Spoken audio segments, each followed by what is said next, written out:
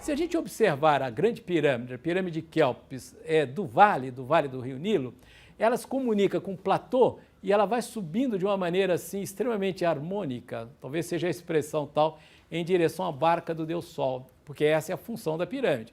A pirâmide é uma via de acesso do Ka, do filho do Ra, em direção ao barco do seu pai, que passa uma vez por dia no firmamento, ele faz esse movimento. Ao mesmo tempo, ela capta aquela luz e transfere justamente para a Terra, tá certo? Bom, por outro lado, com as três grandes pirâmides, a entrada deixou de ser escavada no deserto e ela está diretamente numa das faces da pirâmide, geralmente na face norte. Tá legal? Então é isso. Essa é a maior pirâmide, o maior monumento da história até o final do século XIX. Essa aqui é a pirâmide de Khafre. Khafre, ela é um pouquinho menor, ela tem 3 metros menor simplesmente, tal. Ela ainda está com a ponta revestida de calcário fino, vocês estão vendo? E aqui é a menor, é a pirâmide de Miquerinos. Essa ela é menor, tal, tem 60 e poucos metros, tal. E ali a gente percebe a pirâmide de Miquerinos com as pequenas pirâmides satélites. Está vendo as pirâmides satélites? Nas pirâmides satélites você tem oferendas, tal, e a pirâmide da rainha, etc. Tal. Bom, o que ocorre, pessoal, é que há 80 pirâmides no Egito. Essas 3 grandes pirâmides, as pirâmides de Gizé, a gente vê do Cairo. Não sei se você já foi ao Egito. Você já foi ao Egito? Você já foi ao Egito? A gente vê do Cairo. É uma coisa tão sem aura, a gente fica tão decepcionado que a gente chega assim Você foi ao Egito? A gente chega assim na janela do hotel, porra, dormiu mal, tá com dor de cabeça, etc. Tal, e você vê as pirâmides lá. Porra, é tão decepcionante, cara. Tinha que ser alguma coisa assim tão especial, não? Você não acha? Chega lá, estão lá as pirâmides de Gizé. Ele atravessa a ponte sobre o Nilo, está lá nas pirâmides, os caras te explorando, te levando uma grana. Quer que eu explique para você sobre a pirâmide? Tal? Como sempre, tal. É uma coisa absolutamente desprovida de solenidade. E aqui no sítio de Gizé, é a grande esfinge. É a esfinge que possivelmente ela tem o rosto do faraó Khafre. Ela foi esculpida no esporão calcário do sítio de Gizé. Ela é uma espécie de espírito guardião dos sítios funerários dos 3 faraós, Quéops, Khafre e Miquerinos. A esfinge é o corpo de leão e o rosto, no caso específico, de faraó, não é isso? E, portanto, é uma síntese da força, da potência do animal com a sabedoria humana ou faraônica, tá certo? Ela é isso. Tal. Ela tem um caráter de monumentalidade da arte. Olha aqui, ó, a esfinge, que deve ser de 2600 a.C., porque ela tem o rosto do Khafre, e a gente observa o diálogo que ela tem com a pirâmide do Khafre e tal. Era um esporão calcário, os caras esculpiram efetivamente o esporão calcário. Tá legal? É da mesma época da construção? É a mesma época. Ela tem o rosto do Khafre.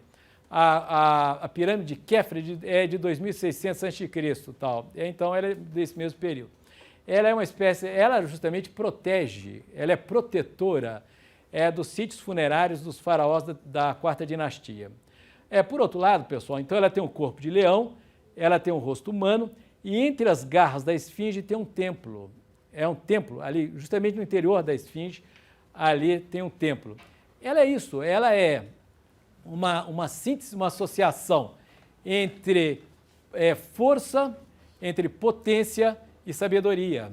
Tá legal? Uma espécie de sabedoria que se manifesta pelo rosto da esfinge, o que é muito egípcio, é muito ligado à cultura egípcia. Quer dizer, a posição majestática, é isso? De majestosidade, de tranquilidade da pirâmide, ela não pressupõe o seu enfraquecimento material. Não sei se eu estou falando coisas absurdas. Sabe qual é a impressão que eu tenho? É uma espécie de controle, de observação majestosa do infinito, mas que pressupôs uma espécie de ascese, de controle. Você tem uma força tranquila, uma força apaziguada, que é um traço, é uma característica da arte e da cultura egípcia. Tá legal? Por outro lado, essa esfinge, ela foi coberta. Na realidade, os caras trabalharam bastante essa esfinge e tal. ela já foi coberta de gesso, ela era pintada, tá legal? Depois, no século IX, porque todo esse território aí vai ser dominado mais tarde, mas séculos, milhares de anos depois, pelos muçulmanos, pelos árabes. A expansão árabe aí na região norte da África, não é isso? Aí houve um movimento iconoclasta, porque os caras diziam que a esfinge era um monumento ligado a uma religião pagã. Aí eles tentaram destruir a esfinge no século IX, por isso que ela está com o rosto. Tem o Asterix, já leram o Asterix? Tem o Asterix no Egito, tal, a história que foi o Obelix, o Asterix, o Idefix, tal, que destruíram ali o nariz da esfinge. Mas, de qualquer maneira, então é isso, tá legal? Então, aí, aqui um outro ângulo da esfinge, quer dizer, você tem esse caráter de monumentalidade, de predominâncias de pleno sobre os vazios, a ideia de repouso. Não é uma arte para a eternidade? Ela não deve, se é uma arte para a eternidade, ela não deve exprimir ali a temporalidade, não é isso? Aqui, ó, aqui é um conjunto escultórico. O que ocorreu, efetivamente, é que numa mastaba próximo à pirâmide da Ashur, vocês se lembram? Não sei se vocês se lembram do mapinha. Eu falei, aqui é Saqqara, aqui é a pirâmide de degrau. Depois houve duas pirâmides em Dashur e uma em Meido. E depois você tem as três grandes pirâmides mais no norte, em Gizeh. Você lembra do mapinha, não? Como é que está a sua memória? Hein? Você lembra do mapinha, Yara? Bom, aqui é o seguinte, em Dashur, próximo a uma das pirâmides de Dashur, numa mastaba, foram encontradas essas duas figuras, essas duas esculturas. Tá legal? São esculturas de príncipes. No caso específico, essa figura aqui é o Hautep. Quem é o Hautep? Hautep, ele é filho do faraó. Qual é o nome do pai do Hautep? Possivelmente o Snefru. E o Snefru foi pai também do faraó Kelpis, o cara que construiu a grande pirâmide. O que significa que o Hautep devia ser irmão do Kelpis. Portanto, ele é príncipe. Ele é irmão do faraó. Portanto, essa escultura, esse conjunto escultórico, deve ser de 2650 a.C. Se vocês me perguntarem por que eu sei isso, é porque está escrito, vocês estão vendo ali o trono do Hautep e da esposa do Hautep. Eu vou apresentar aquela senhora para vocês. Ela tem nome, uma senhora, como vocês estão vendo, muito simpática e tal. Ela se chama Nofré. Ele é o Hautep e ela é a Nofré. Esse conjunto escultórico foi encontrado numa mastaba, que é um túmulo do Hautep e da Nofré, justamente em Dashur, tá legal? Ao sul de Gizeh. E as informações que nós temos sobre essas esculturas decorrem desses hieróglifos. Estão vendo ali o hieróglifo? Desde que o Champollion decifrou os hieróglifos em 1822, o Champollion criou a egiptologia. Dá para a gente saber. Nós temos mais informações sobre arte egípcia que sobre arte grega. É porque no Egito Antigo havia uma associação entre o escrito e o figurado. Tá legal? Então, nós sabemos que ele se chama Hautep. Sabe o que está escrito ali? Está escrito Príncipe Hautep, filho de rei. Sabe o que está escrito aqui, ó, ao lado da Nofré? Tal, aquela que conheceu o faraó. Quer dizer, ela tinha relações importantes, tal. Ela era esposa do príncipe real e conheceu o faraó, tá certo? Então é isso. Então, são esculturas em calcário pintados, calcário pintado, tá vendo? Tal, tanto a Nofré quanto o Hautep. Bom, por outro lado, você tem o princípio da representação a partir do seu ângulo de maior visibilidade. Não sei se eu falei para vocês que, no ponto de vista da escultura, tem uma expressão que se usa que é a escultura bidimensional. Quer dizer, a partir de um ângulo, nós conseguimos vê-la, percebê-las inteiramente. Você tem um cânon de representação da mulher de uma maneira mais clara que a do homem. Veja o príncipe Hautep como é mais escuro, como o calcário dele é o calcário pintado, efetivamente mais escuro. Ela está profundamente adornada com aquele colar belíssimo no pescoço e o colar termina justamente com pontas de cristal. Tá vendo que lindo, tal? Ela tem também um diadema, peruca. Você tem uma predominância de pleno sobre o vazio. O princípio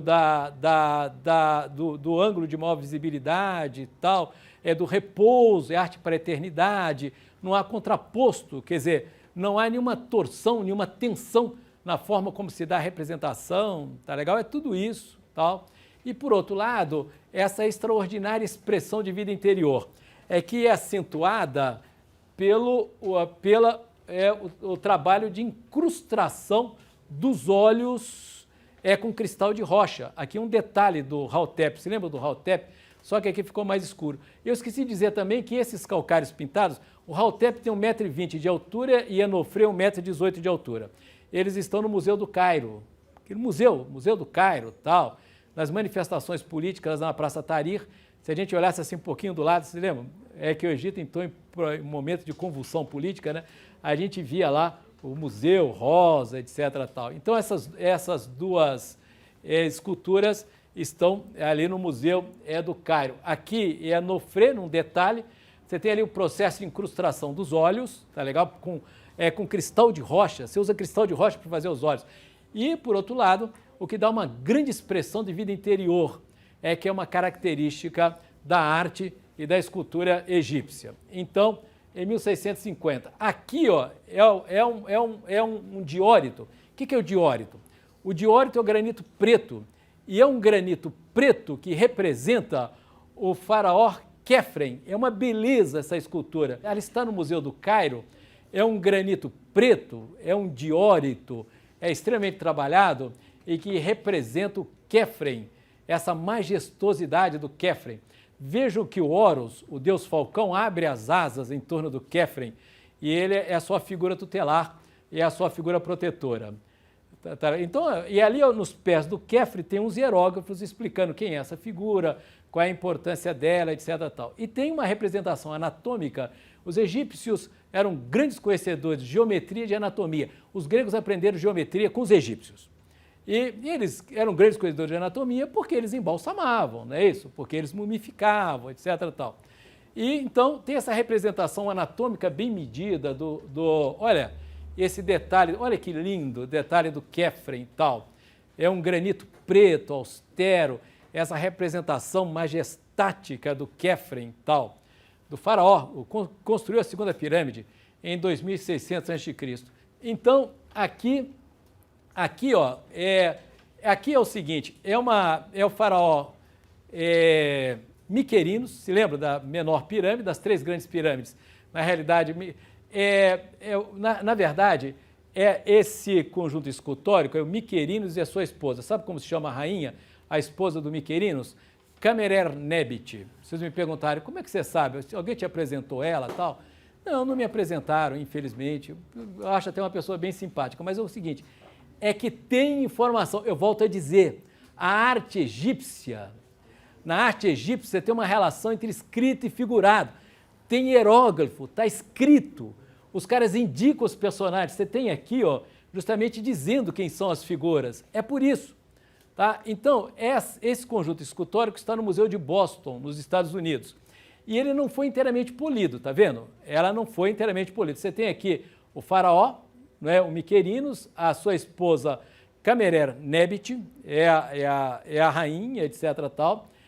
O faraó representado com um corpo atlético, tá vendo? A musculatura de uma maneira muito rígida tal. E a presença da rainha, eu acho que provoca alguma flexibilidade no conjunto escultórico.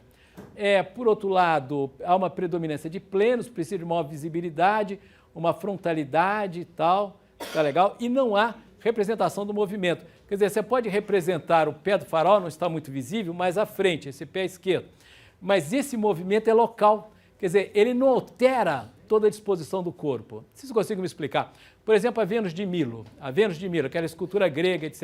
Tal, né? Há uma separação na Vênus de Milo de perna de movimento e perna de apoio.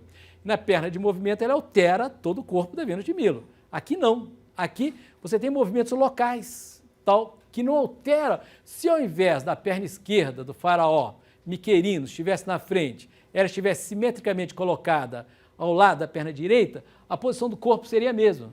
Hein, Marcos? Não sei se eu me explico. É porque não é arte para a eternidade. É que você não tem efetivamente a sugestão do movimento e da temporalidade. Não é arte vinculada à religião, então ela tem que persistir, ela tem que permanecer.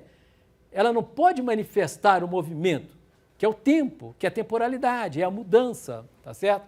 Bom, aqui ó, é um detalhe daquele conjunto escultórico do Miquerinos e a Cameraria Nept, que está em Boston, nos Estados Unidos. É um detalhe extremamente interessante e tal, tá legal? É isso.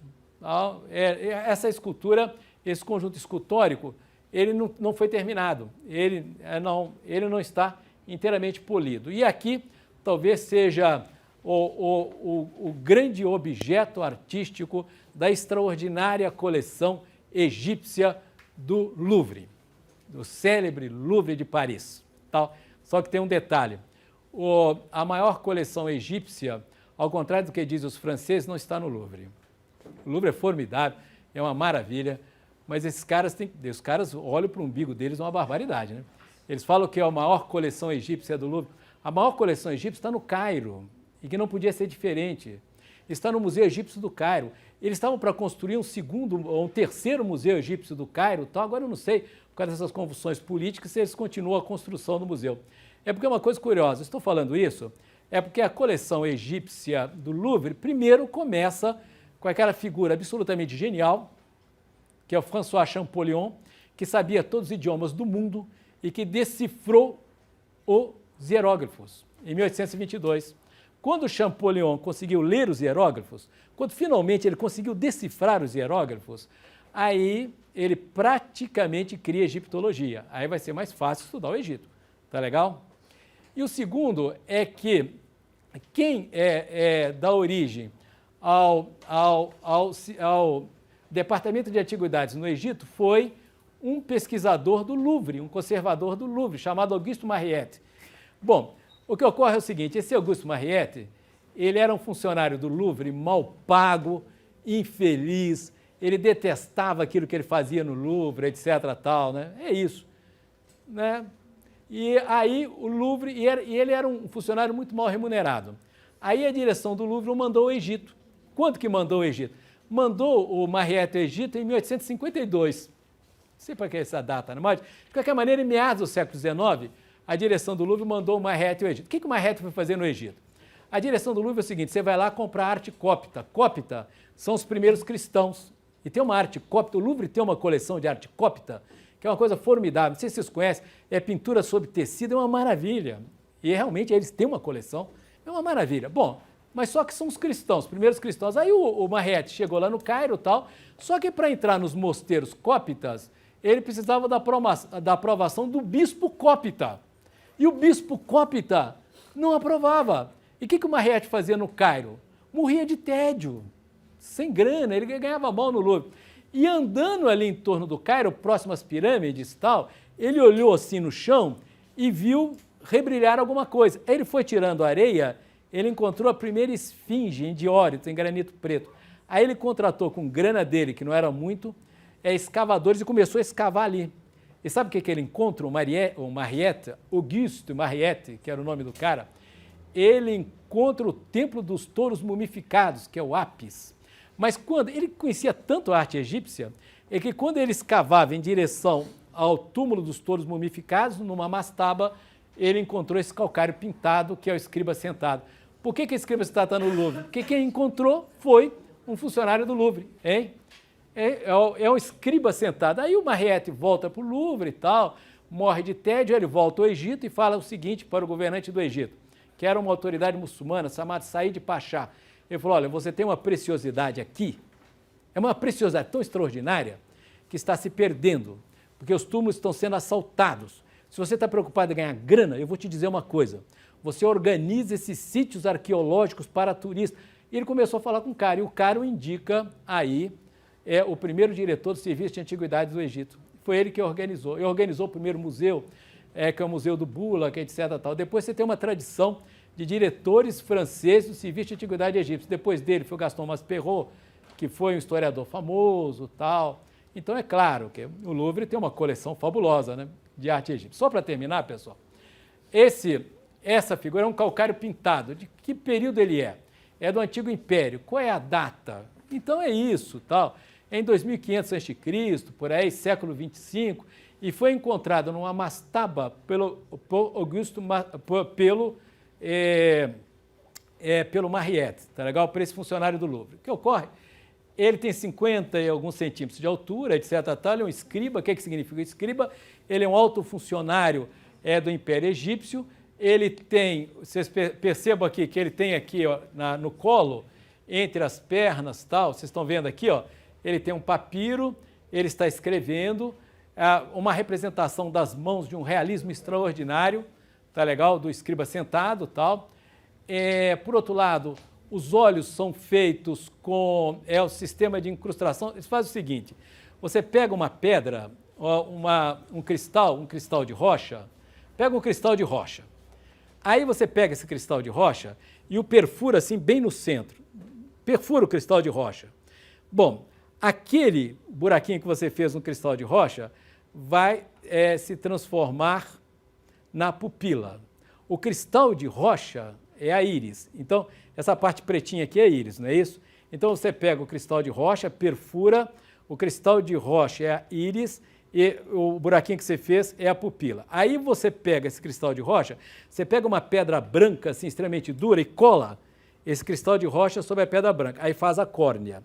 Aí você pega uma lâmina de cobre e fixa justamente essas pedras que você montou anteriormente sobre essa lâmina de cobre. Aí você faz essa parte escura dos olhos e tal. Então é uma técnica de incrustação dos olhos que vai ser característica das esculturas aí do Antigo Império.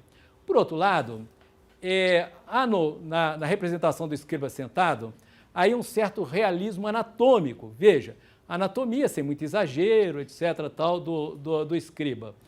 Por outro lado, o rosto, ele é retratado de uma maneira extremamente nítida, com os pomos muito salientes, essa parte do rosto aqui, ó, o maxilar, é isso? Não é isso? É extremamente desenvolvido, um rosto realmente muito reduzido a pele e osso, tal. Então, há uma certa observação aí anatômica. Por outro lado, apesar da observação anatômica e essa expressão tensa no olhar do escriba, é porque é possível que o escriba ele estivesse escrevendo sob o ditado de uma grande autoridade, tanto que o seu tronco se inclina ligeiramente para trás. Talvez não dê efetivamente para perceber. E ele tem uma expressão extremamente tenso no rosto e no olhar, que é acentuado por essa técnica de incrustação dos olhos. Bom, por outro lado, apesar desses traços realistas, o escriba, ele se insere, ele está no interior de algumas figuras geométricas. A gente pode traçar um triângulo aqui, não pode? Aqui do escriba, não pode? Entre um joelho e o outro do escriba, entre até a cabeça, mesmo essa parte lateral da cabeça do escriba também forma um triângulo. Então, de tal maneira que há alguma observação da natureza com geometrização das formas. Então, o que é a arte egípcia? Vou resumir a arte egípcia numa frase, tá legal? É uma espécie de observação de natureza. Eles não são retratistas, brutais, como serão os romanos, mas alguma identificação existe com uma certa geometrização de formas. É alguma regularidade geométrica com a observação da natureza, o que efetivamente vai estar presente aqui no escriba. Por outro lado, olha, aqui é um detalhe do escriba, como nós vemos, mas de outro ângulo, e aqui, olha que extraordinário, esse calcário pintado do rosto do escriba com a incrustação dos olhos. Olha que extraordinário, justamente esse calcário, essa expressão de vida interior, essa expressão de tensão espiritual. É claro que o escriba, a maneira como ele está sentado, ele se dispõe no eixo simétrico, não se dispõe? Hein, Jaqueline, ou não?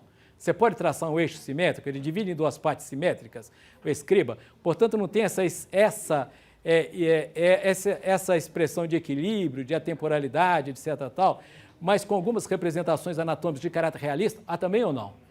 Então ele se coloca aí nesse entre dois, justamente isso, entre observação de natureza e regularidade geométrica. Apenas para terminar, apenas mais um minuto, pessoal, eu termino. Aqui, olha, são algumas esculturas que estão no Metropolitan de Nova York. Metropolitan, Museu de Nova York. E eu esqueci de dizer que o escriba está no Louvre, hein? Tudo bem?